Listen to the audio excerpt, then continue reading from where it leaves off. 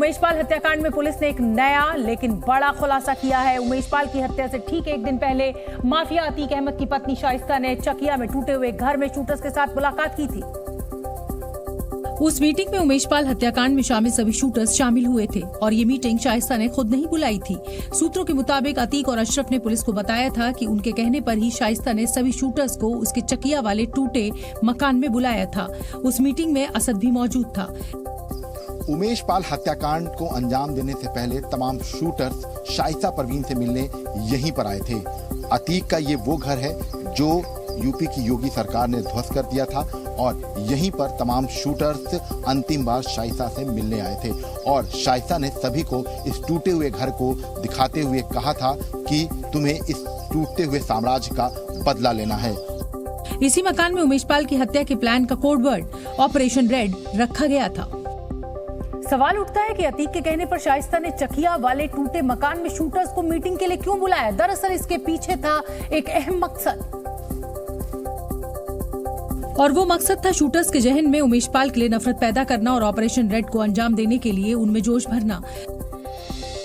दरअसल प्रयागराज प्रशासन ने चकिया में अतीक के मकान को बुलडोजर से ढहा दिया था।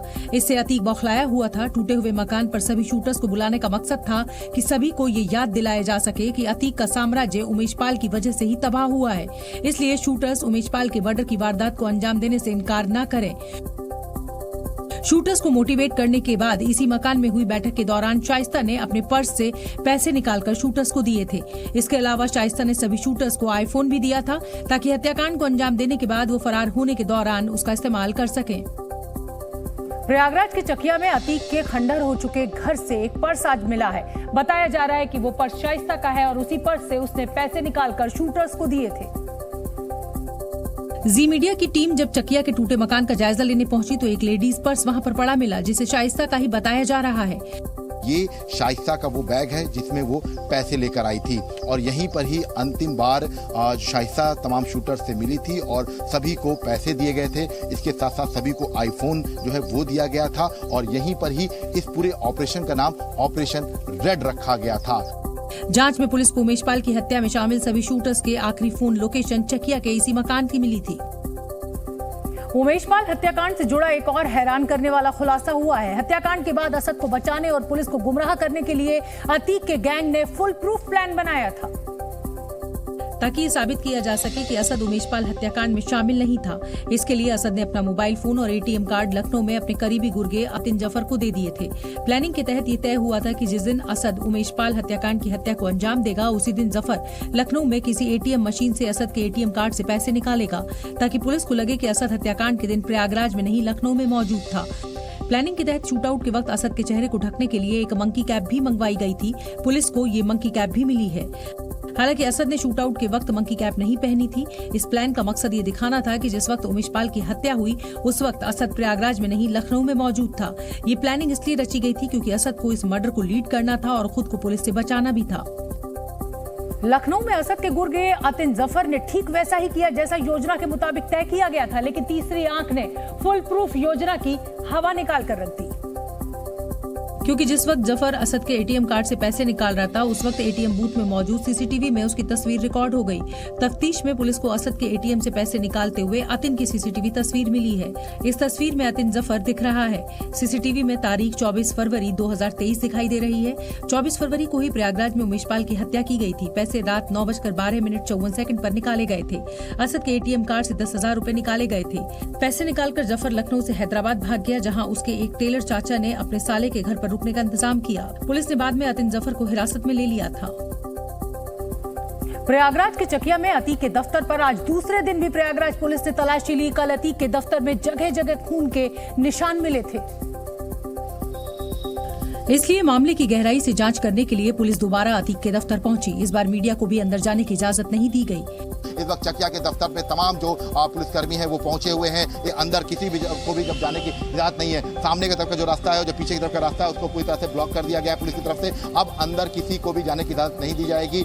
सबूत तलाशने के बाद पुलिस ने अतीक के दफ्तर को सील कर दिया है। अब तमाम जो अधिकारी हैं वो यहाँ पर बाहर निकल रहे हैं और लगातार हम कोशिश कर रहे हैं कि उनसे बात करते हैं, क्योंकि देखिए लगातार ये जो है तमाम प्रक्रिया जो है वो देखने मिली। ऐसे कह सकते हैं कि लगातार सील कर दिया गया है पूरा अंदर सील कर दिया गया है। अच्छा, कुछ एविडेंस मिला है? आप लोग कुछ एविडेंस मिला है अंदर? आप लोग छत तक गए थे, हमने देखा तस्वीरों में। नहीं, छत पे देख लिया। अतीक की मौत के बाद शाइस्ता परवीन नए काम में जुट गई। पुलिस और एसटीएफ ने दावा किया है कि शाइस्ता अतीक के नाम पर दर्ज संपत्तियों और कंपनियों को अपने कब्जे में ले रही है। इसके लिए शाइस्ता परवीन मुंबई और दिल्ली में मौजूद अपने चार्टर्ड अकाउंटेंट की मदद ले रही है। एसटीएफ और यूपी पुलिस को दिल्ली, हरियाणा और मुंबई में अतीक की संपत्ति और कंपनियों के बारे में पता चला है। शाइस्ता चार्टर्ड अकाउंटेंट की मदद से अतीक की संपत्तियों को तेजी से अपने नाम करवा रही है। एसटीएफ को जांच में पता चला है कि अतीक अपनी काली कमाई को सफेद करने के लिए पत्नी शाइस्ता और अपने सालों के नाम पर बनी कंपनियों में अरबों रुपए के निवेश करता था। एसटीएफ को गुरुग्राम में ऐसे रियल एस्टेट कारोबारियों की जानकारी मिली है जिनका पार्टनर बनकर अतीक की कंपनियों ने कई एकड़ जमीन में प्लॉटिंग की। इस बीच पुलिस को पता चला है कि शाइस्ता परवीन कहीं और नहीं, प्रयागराज या कौशाम्बी में ही कहीं छिपी हुई है और इसीलिए पुलिस ने शाइस्ता की नए सिरे से तलाश में कई ठिकानों पर छापे मारे। और मंगलवार को पुलिस ने पहला छापा प्रयागराज के हटवा में मारा। हटवा चकिया से 30 किलोमीटर दूर है। हटवा अतीक के भाई अशरफ का ससुराल है। यहाँ पुलिस की 2 टीमें शाइस्ता की तलाश में पहुंची। अतीक के कई मददगारों ने पूछताछ में पुलिस को शाइस्ता के प्रयागराज में होने की जानकारी दी है। एक हफ्ते पहले पुलिस ने प्रयागराज के करेली इलाके में भी छापेमारी की थी, क्योंकि पुलिस को एक तस्वीर मिली थी जिसमें बुर्के में दिखाई दे रही 2 महिलाएं शाइस्ता और अशरफ की बीवी जैनब के होने का शक जताया गया था। इस तस्वीर को एक हफ्ते पहले का बताया जा रहा है। वहीं प्रयागराज से सटे कौशाम्बी जिले में भी शाइस्ता की तलाश में एसटीएफ ने छापेमारी की।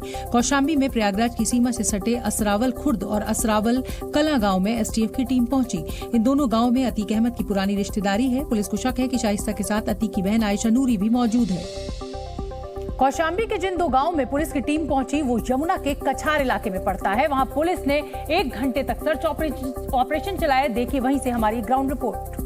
इस वक्त मैं हूं असरावे खुर्द गांव में और यहां पर शाइस्ता की तलाश में लगातार एसटीएफ और प्रयागराज पुलिस छापेमारी कर रही है। इसके अलावा कौशाम्बी जिले की पुलिस भी अलग अलग जगहों पर जहां पर शाइस्ता का लोकेशन मिल रहा है वहां पर पहुंच रही है। ये बताया जा रहा है कि शाइस्ता अपने किसी रिश्तेदार जानकार के यहाँ छुपी हो सकती है। और ये जो असरावे खुर्द गांव है यहाँ पर गद्दी बिरादरी के लोग रहते हैं, इसलिए लगातार पिछले कुछ दिनों से प्रयागराज पुलिस एसटीएफ की टीम यहाँ पर लगातार आ रही है, छापेमारी कर रही है, पूछताछ कर रही है ताकि शाइस्ता को जल्द से जल्द गिरफ्तार किया जाए। हमारे साथ कुछ गांव के युवक हैं, उनसे बात करते हैं। ये बताइए कि पुलिस कब से यहाँ पर आ रही है? जब से अतीक का कांड हुआ है और तब से डेली यहाँ आती है। शाम को आएगी, सुबह आती है, कभी भी आ सकती है। हाँ, कोई भी समय भी आ सकते हैं। घूम के उसके बाद आते हैं, गांव की तरफ जाते हैं, इधर घूमती है, उसके बाद चले जाते हैं। अतीक के बहनोई डॉक्टर अखलाक को सस्पेंड कर दिया गया है। गुड्डू मुस्लिम को अपने घर में छुपाने वाले अतीक के बहनोई डॉक्टर अखलाक को सस्पेंड कर दिया गया। उस पर हत्या की साजिश में शामिल होने का भी आरोप है। शाइस्ता की तलाश में यूपी एसटीएफ की टीम लगातार छापेमारी कर रही है। बीते दिनों कौशाम्बी से खाली हाथ लौटने के बाद एक बार फिर इलाके के 2 गांव में रेड मारी गई है। अतीक के दफ्तर की दोबारा जांच के बाद चारों तरफ बैरिकेडिंग कर दी गई है। किसी भी बाहरी व्यक्ति को दफ्तर के आसपास जाने की इजाजत नहीं है। गुड्डू मुस्लिम के ड्राइवर के करीबी राजा खान से यूपी एसटीएफ ने पूछताछ की है। छत्तीसगढ़ के राजनांद गांव का रहने वाला राजा बीते 4 सालों से उड़ीसा में रहता है। अतीक अहमद के बेटे असद की एक तस्वीर सोशल मीडिया पर खूब वायरल हो रही है। इस तस्वीर से पता चलता है कि असद अपने पिता अतीक की ही तरह डॉन बनना चाहता था और जुर्म की दुनिया में बड़ा नाम कमाना चाहता था। असद के एनकाउंटर के बाद सोशल मीडिया में उसकी एक तस्वीर घूम रही है जिसमें उसके गाल पर डॉन लिखा हुआ है। काले रंग का दिल भी बना है, यानी इसका मतलब है आई लव डॉन। इसी तस्वीर में उसने सफेद रंग की शर्ट पहनी हुई है और इस शर्ट को गौर से देखें तो इस पर इंग्लिश में लिखा हुआ है boss I will miss you. Asad की अब दूसरी तस्वीर देखिए। इस तस्वीर में असद डॉन के स्टाइल में बैठा हुआ है, जूते से लेकर कपड़े तक और यहाँ तक कि चश्मा भी काले रंग का पहना हुआ है और पीछे दीवार पर लिखा है land of the ultimate gangsters, यानी गैंगस्टर्स की जमीन। इस तस्वीरों से लगता है कि असद के सिर पर डॉन यानी गैंगस्टर बनने की हनक सवार थी। वो ऐसा डॉन बनना चाहता था जिसके नाम से पूरा प्रयागराज कांप उठे। असद की उम्र सिर्फ 19 साल की थी और वो अभी से अपने पिता अतीक के खौफ की विरासत को संभालने के लिए निकल पड़ा था। इस बात का सबूत कुछ दिनों पहले मिला था जब असद का एक ऑडियो वायरल हुआ जिसमें वो एक बिल्डर से धमकी भरे लहजे में बात कर रहा था। कोई मैसेज हो तो बता देना हमको। वही बात है ना कि एक अब हम क्या बताएं, एक कहावत है कि खरबूजे को देख के खरबूजा रंग बदलता है।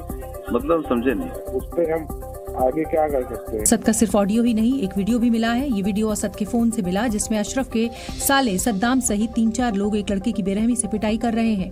निर्वस्त्र कर लड़के की पिटाई लखनऊ में असद के फ्लैट में की गई थी। अपने परिवार के नाम का फायदा उठाकर असद डॉन बनने में जुटा था, लेकिन तभी उससे एक गलती हो गई। अब तक लाइमलाइट से दूर रहे असद ने जोश में आकर उमेश पाल पर गोली चला दी। उसे इस बात का अंदाजा तक नहीं था कि ये उसका पहला और आखिरी हत्याकांड होगा।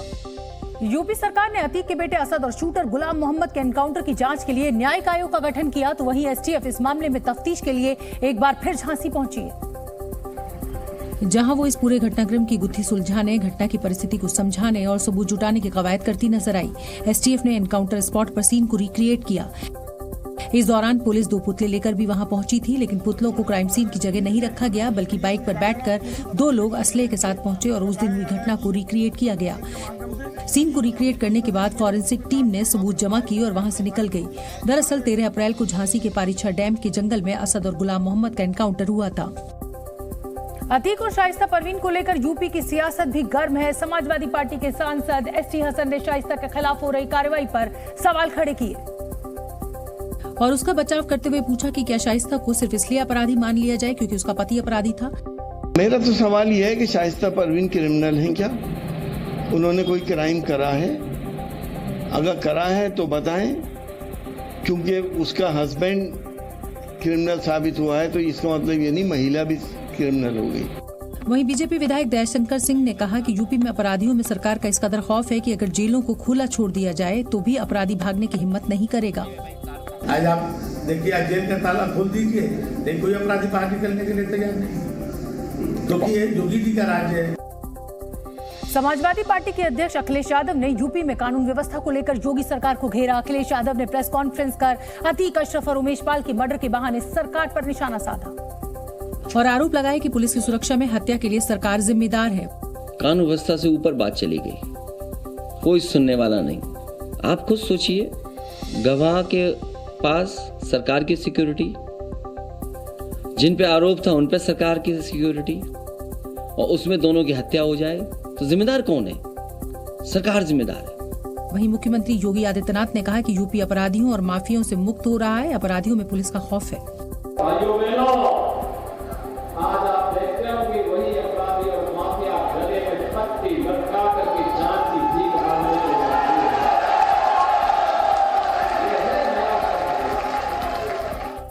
उत्तर प्रदेश से माफियाओं की सफाई की कसम खा चुके योगी आदित्यनाथ को जान से मारने की धमकी मिली। मामले के सामने आते ही पुलिस विभाग में हड़कंप मच गया, क्योंकि हाल ही में माफिया अतीक और अशरफ की सरेराह हत्या कर दी गई थी, जिसके बाद फौरन केस दर्ज किया गया। यूपी एटीएस समेत सभी एजेंसियों को इस मामले की सूचना दे दी गई। प्रदेश की सारी एजेंसियां एक्टिव हो गईं। जानकारी के मुताबिक 23 अप्रैल की रात 8:22 पर सीएम योगी को जान से मारने की धमकी दी गई। डायल 112 मुख्यालय में सोशल मीडिया की व्हाट्सएप डेस्क पर सीएम योगी को जान से मारने की धमकी का मैसेज मिला था। मैसेज में लिखा था कि सीएम योगी को मार दूंगा जल्द ही। जिस नंबर से धमकी भरा मैसेज आया था वो किसी रेहान नाम के शख्स का बताया जा रहा है। सीएम योगी को ये धमकी उस वक्त मिली जब माफिया अतीक अहमद की हत्या के बाद यूपी की सुरक्षा एजेंसियां हाई अलर्ट पर हैं। और इस समय एक बड़ी खबर आ रही है, आपको बता दें, योगी आदित्यनाथ की धमकी से जुड़ी ये बड़ी खबर। मुख्यमंत्री योगी को धमकी देने वाला आरोपी कानपुर से गिरफ्तार कर लिया गया है। धमकी देने वाले आरोपी का नाम आमीन उर्फ छोटू बताया जा रहा है। मोबाइल फोन से किया था धमकी भरा मैसेज। यूपी 112 पर भेजा था धमकी का संदेश। गर्लफ्रेंड के पिता को फंसाने के लिए साजिश रची थी। गर्लफ्रेंड के पिता का ये फोन था और उसको चुराया था इस आरोपी ने, और उसके बाद 112 नंबर पर योगी को ये धमकी दी थी।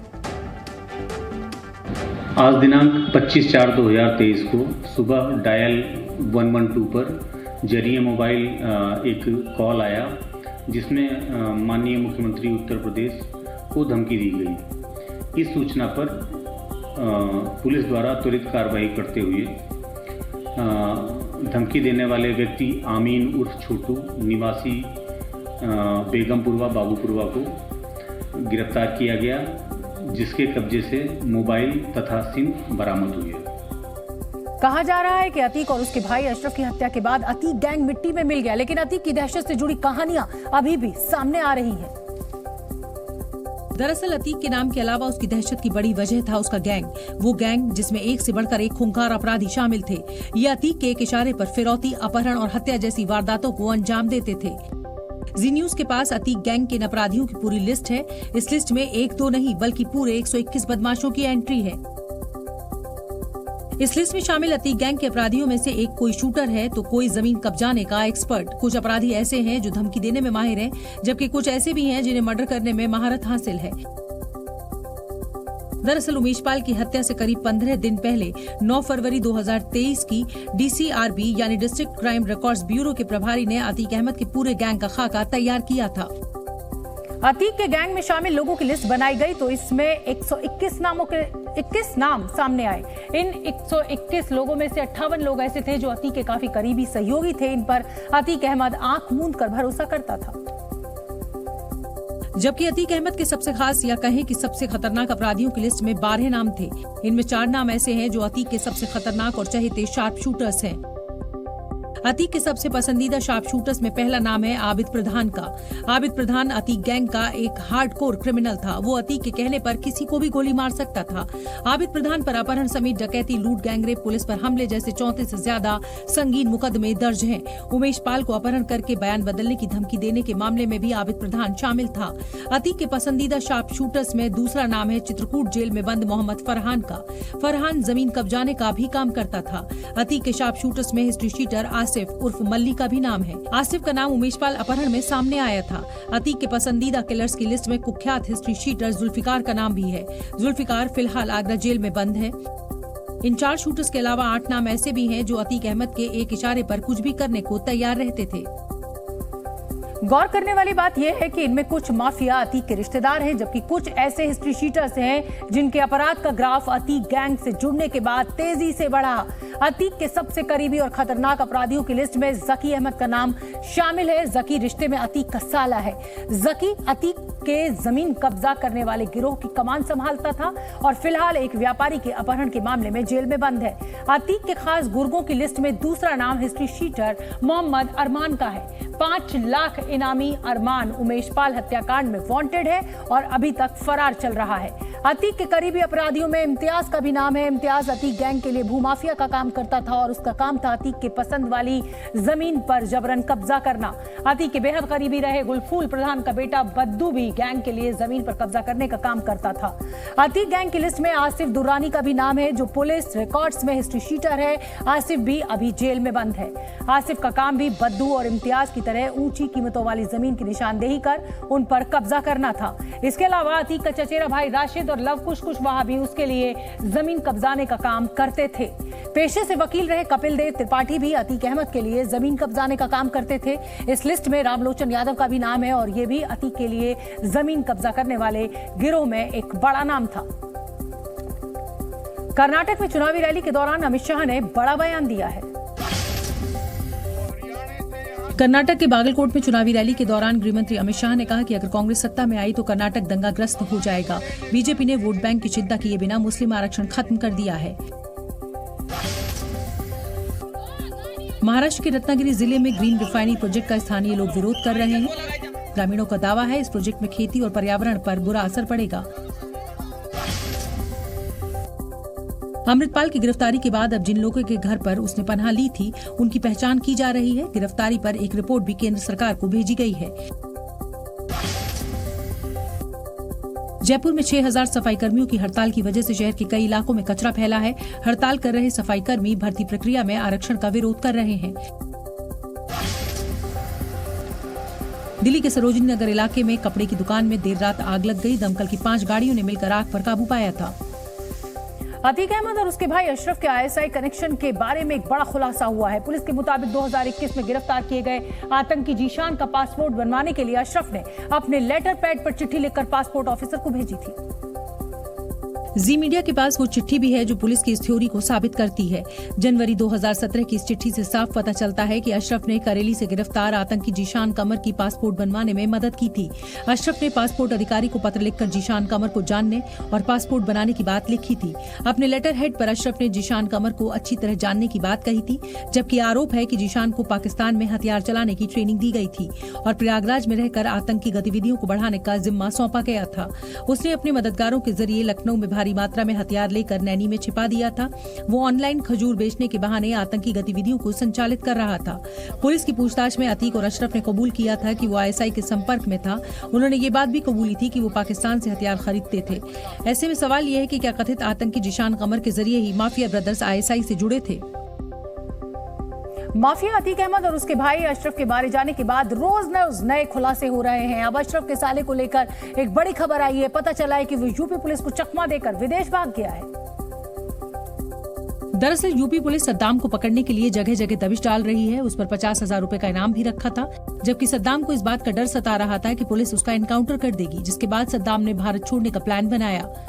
मीडिया रिपोर्ट्स के मुताबिक पुलिस ने सद्दाम की तलाश में बरेली पुलिस सहित कई जिलों की टीमें लगा रखी थी, लेकिन सद्दाम कुछ ज्यादा ही शातिर निकला। वो पश्चिम बंगाल के किसी एयरपोर्ट से दुबई चला गया।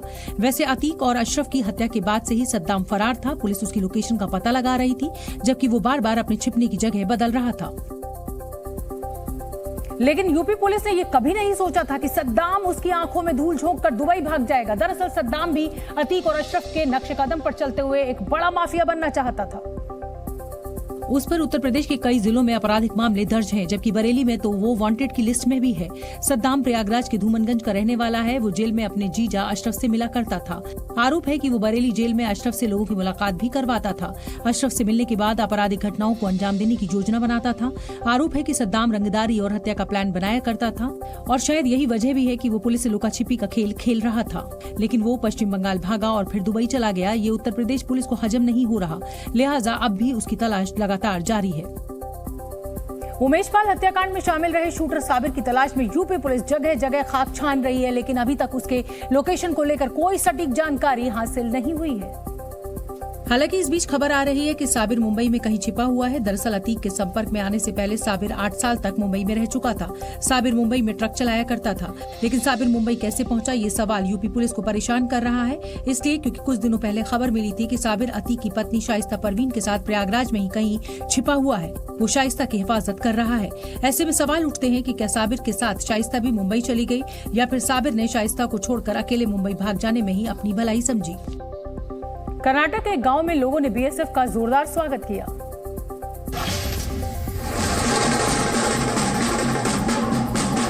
कर्नाटक के तुमकुर में चुनावों के बीच सुरक्षा के लिए पहुंची बीएसएफ की टीम का लोगों ने जोरदार स्वागत किया है। जवानों पर फूल बरसाए गए और आरती भी उतारी गई। आईसीसी वर्ल्ड टेस्ट चैंपियनशिप के फाइनल के लिए भारतीय टीम का ऐलान हो गया है। अजिंक्य रहाणे की टीम में वापसी हुई है। भारत और ऑस्ट्रेलिया के बीच फाइनल होगा।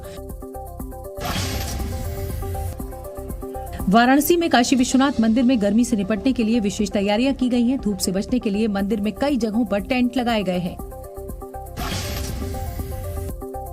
दिल्ली के वजीराबाद में एक्सीडेंट करने के बाद भागने के दौरान एक कार सवार ने कई गाड़ियों को टक्कर मारी है। सकरी गलियों की वजह से कार सवार भाग नहीं पाया था। दुनिया का हर देश और दुनिया का हर बड़ा नेता शांति की बातें करता है, शांति की वकालत करता है, लेकिन सच्चाई ये है कि तमाम देशों ने हथियारों पर अपना खर्च बढ़ा दिया है।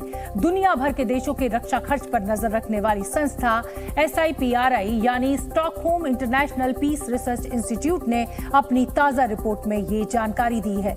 सिप्री के मुताबिक 2022 में दुनिया भर के देशों ने रक्षा और हथियारों पर $2.24 ट्रिलियन यानी करीब 183 लाख करोड़ रुपए खर्च किए। सिप्री का कहना है कि रूस यूक्रेन युद्ध की वजह से यूरोप के देशों के रक्षा खर्च में 13% का इजाफा हुआ है, जो कि 30 वर्षों में सबसे बड़ी बढ़ोतरी है। सिप्री की रिपोर्ट के मुताबिक हाल ही में नेटो में शामिल फिनलैंड का रक्षा खर्च 2022 में 36% बढ़ा है। इस रिपोर्ट के मुताबिक अमेरिका ने 2022 में रक्षा पर 71 लाख करोड़ रुपए खर्च किए हैं।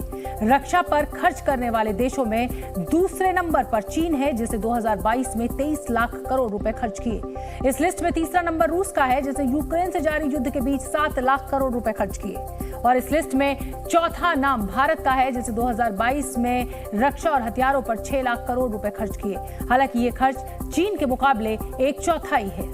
बिहार के बाहुबली नेता और पूर्व सांसद आनंद मोहन की जेल से रिहाई के सरकारी आदेश पर सूबे की सियासत गर्मा गई है। आनंद मोहन 29 साल पुराने डीएम जी कृष्णैया हत्याकांड में उम्र कैद की सजा काट रहे हैं।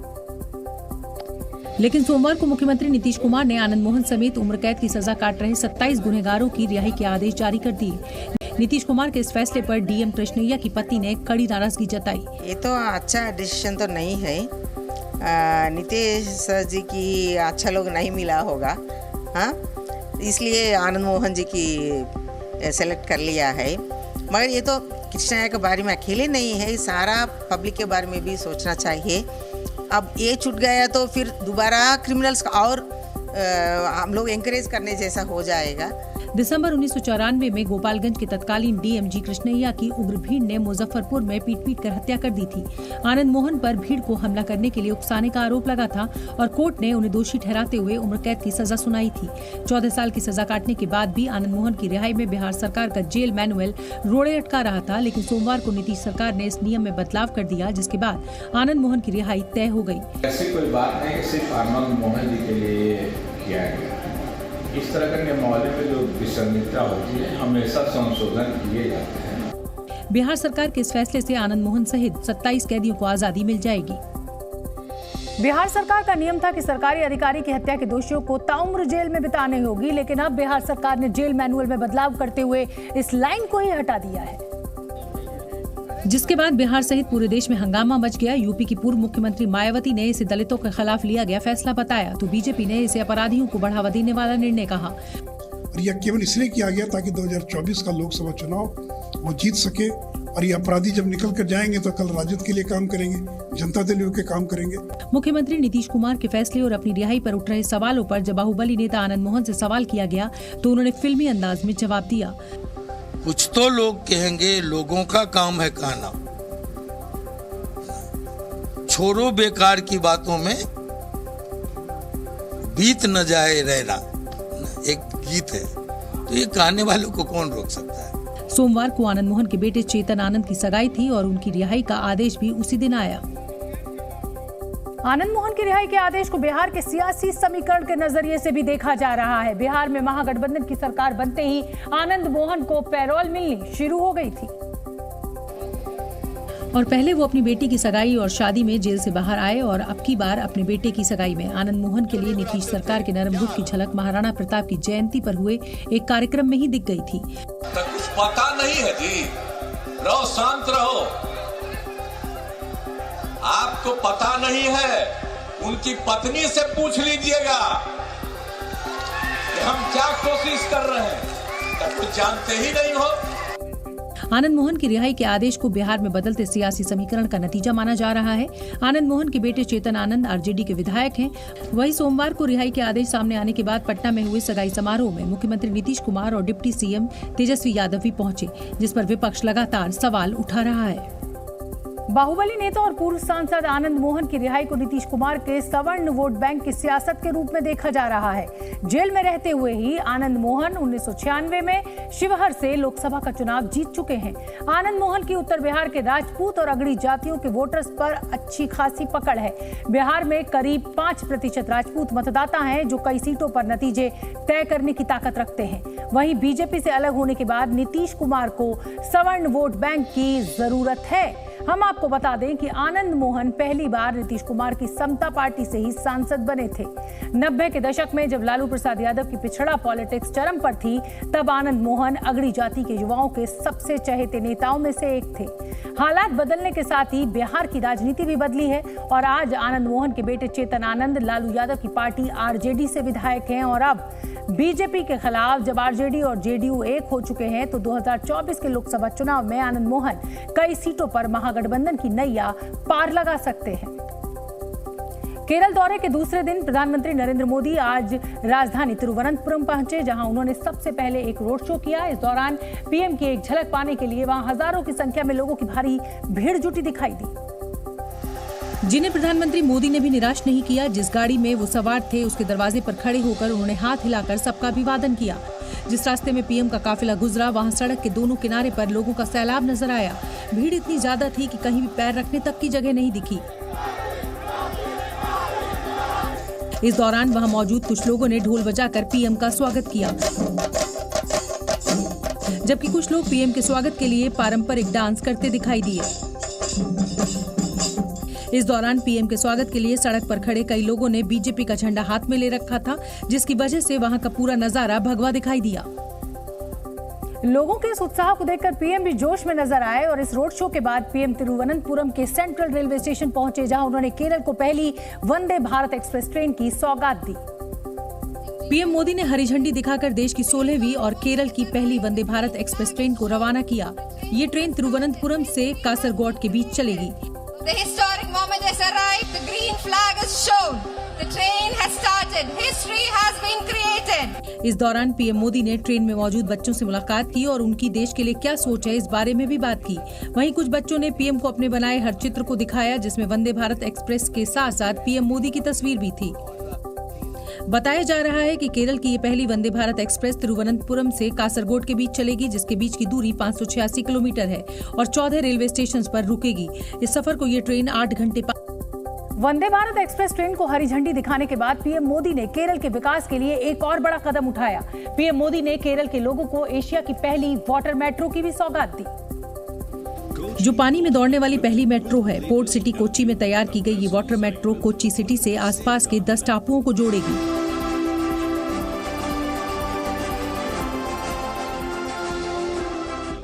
पीएम मोदी ने इस मौके पर केरल के लोगों को बधाई दी।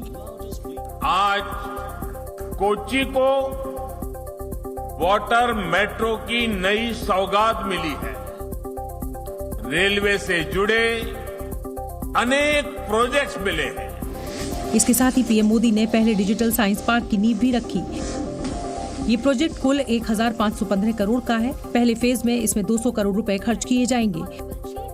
कनेक्टिविटी के साथ साथ आज केरला के विकास से जुड़े और भी प्रोजेक्ट्स का लोकार्पण और शिलान्यास हुआ है।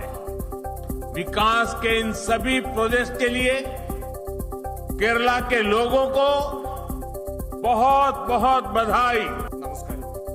प्रधानमंत्री मोदी ने एशिया की जिस पहली वाटर मेट्रो का उद्घाटन किया, वो केरल के विकास और वहां के लोगों की रोजमर्रा की जिंदगी में सुविधा के लिहाज से एक बड़ा ऐतिहासिक कदम है, क्योंकि ये वाटर मेट्रो कोच्चि के आसपास के 10 टापुओं को जोड़ेगी, जिसमें हर दिन करीब 34,000 पैसेंजर्स सफर कर पाएंगे। एक बड़ी संख्या में लोग जो है वो एक टापू से दूसरे टापू पहुंच पाएंगे। इस वाटर मेट्रो में वीकली और मंथली पास की भी सुविधा मुहैया कराई जाएगी। हर दिन ये वाटर मेट्रो करीब 76,000 किलोमीटर का सफर तय करेगी और रोजाना 15 मिनट के अंतराल पर चलेगी, साथ ही 12 घंटे की सर्विस देगी। शुरुआत में 8 बिजली से चलने वाली नावें 38 टर्मिनल से गुजरेंगी, जिन्हें आगे बढ़ाकर 78 इलेक्ट्रिक नावों तक पहुंचा दिया जाएगा। इस प्रोजेक्ट को कोचीन शिपयार्ड लिमिटेड ने तैयार किया है, जिसे केरल सरकार ने जर्मनी की KfW के साथ मिलकर फंड किया है, जिसमें 1137 करोड़ रुपए का खर्च आया है। प्रधानमंत्री मोदी आज केरल को कई बड़ी सौगात देने पहुंचे, लेकिन इस सौगात की एक तस्वीर सामने आई जिसने सबको हैरान कर दिया। ये तस्वीर थी तिरुवनंतपुरम से कांग्रेस सांसद शशि थरूर की, जो पीएम मोदी का गर्मजोशी से स्वागत करने एयरपोर्ट पहुंच गए। पीएम मोदी जैसे ही विमान से उतरे, शशि थरूर ने उनका स्वागत किया। इस दौरान पीएम मोदी ने भी मुस्कुराकर उनसे मुलाकात की। तस्वीर में दिखा कि थरूर के कंधे पर पीएम ने हाथ रखा हुआ था और वो उनसे कुछ बात कर रहे थे। थरूर भी इस दौरान पीएम के दोनों हाथ थामे हुए नजर आए। कहानी इस तस्वीर से आगे तब और बढ़ी जब थरूर पीएम के कार्यक्रम में हर जगह उनके साथ दिखे। पीएम ने जब वंदे भारत ट्रेन को हरी झंडी दिखाई, तब भी शशि थरूर पीएम के साथ वहां मौजूद थे। इसके बाद ट्रेन के अंदर पीएम जब बच्चों से बात कर रहे थे, तब भी शशि थरूर पीएम के पीछे मौजूद थे। पीएम ने जब वाटर मेट्रो और दूसरी योजनाओं का लोकार्पण किया और शिलान्यास किया, तब भी थरूर मंच पर ही पीएम के साथ मौजूद थे। इस दौरान पीएम ने एक बार फिर थरूर से हाथ मिलाया। माना जा रहा है कि कांग्रेस अध्यक्ष पद का चुनाव लड़ने के बाद से ही पार्टी में थरूर अलग थलग पड़ गए हैं, जिसके बाद सामने आई इस तस्वीर के कई सियासी मायने निकाले जा रहे हैं। केरल को सौगात देने के बाद प्रधानमंत्री मोदी दमन और दीव पहुंचे हैं, जहां दमन में वो इस समय रोड शो कर रहे हैं। फूलों से सजी खुली गाड़ी में सवार पीएम का दमन के लोगों ने जोरदार स्वागत किया है। ये सीधी तस्वीरें हम आपको दमन से इस समय दिखा रहे हैं। पीएम का काफिला इस वक्त दमन की सड़कों पर आगे बढ़ रहा है।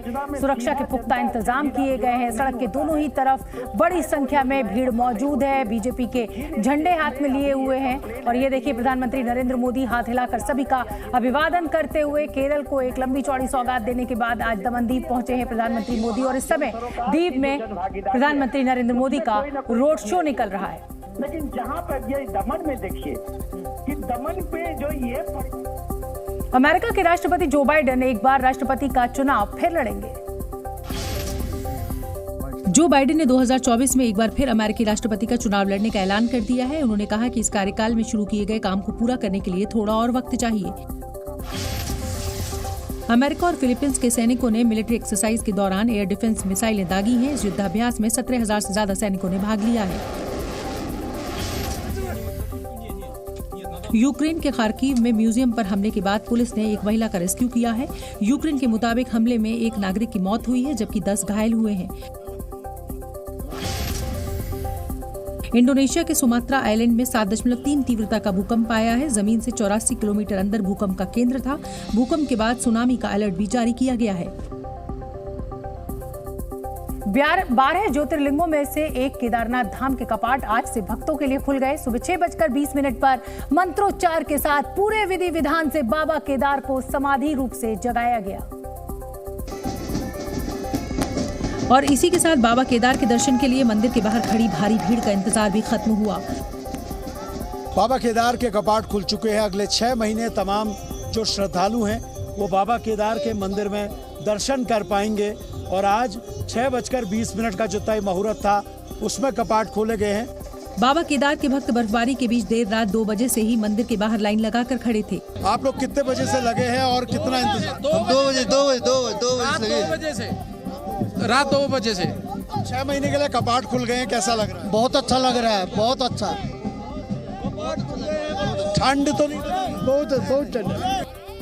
जैसे जैसे श्रद्धालुओं का जत्था मंदिर में प्रवेश कर रहा था वैसे वैसे कतार में खड़े श्रद्धालुओं का उत्साह बढ़ता जा रहा था।